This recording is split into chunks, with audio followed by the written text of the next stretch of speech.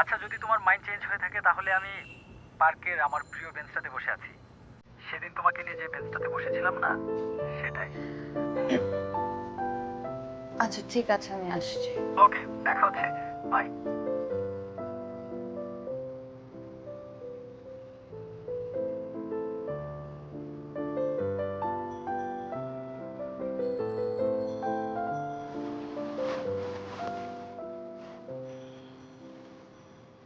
Pen drive আর hard ডিস্কের এই যুগে তুমি ডিভিডি কালেকশন করো।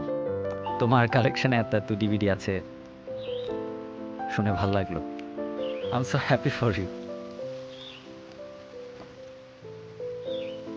ও আচ্ছা, সরি। তোমার আব্বু অ্যাকচুয়ালি তোমার ডিভিডিগুলো ভেঙে ফেলছে। আমার হচ্ছে দুঃখ পাওয়া উচিত, রাইট? আচ্ছা যাক, বাদ দাও না। আমার একটা পরিচিত ছেলে আছে, তার কাছে প্রচুর ডিভিডি। তোমার যখন যেটা ইচ্ছে তার কাছ থেকে নিতে পারো, কোনো প্যারা নেই। কি? ছেলেটাকে তুমি চেনো। আপাতত অ্যাসিস্ট্যান্ট ডিরেক্টরের কাজ করছে, কিন্তু একদিন সে তার ফিল্ম বানাবে। ইয়েস। আর ছেলেটার নাম নিশ্চয়ই রাহাত রহমান। ওয়াও, তোমার আইকিউ তো অনেক শার্প, ঠিকই ধরে ফেলছো। থ্যাঙ্কস। থ্যাঙ্কস দেওয়া লাগবে না, ডিভিডি দিতে পারলে আমার নিজেরই ভালো লাগে। সেই জন্য থ্যাঙ্কস বলি নাই। তাইলে তুমি ঠিকই বলছিলা, বের হওয়াতে ভালো হয়েছে, বাসায় থাকলে আরো মন খারাপ হইতো। ওষুধ কাজে দিছে। ভিজিট দাও। ভিজিট? ওষুধ কাজে দিছে না? আরে অ্যাটলিস্ট একটা চা তো খাওয়াতে পারো। চা? আই পিচ্ছি। জি ভাই বলেন। 3টা চা দে। আপনারা তো মানুষ দুইজন, একজন দুইজন, তিনটা সেকেন্ড।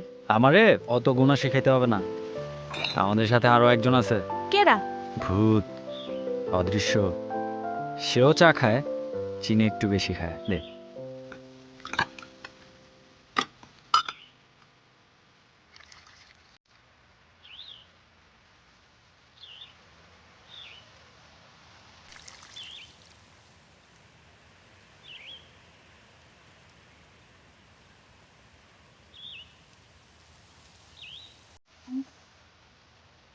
নে, এটা তুই খা।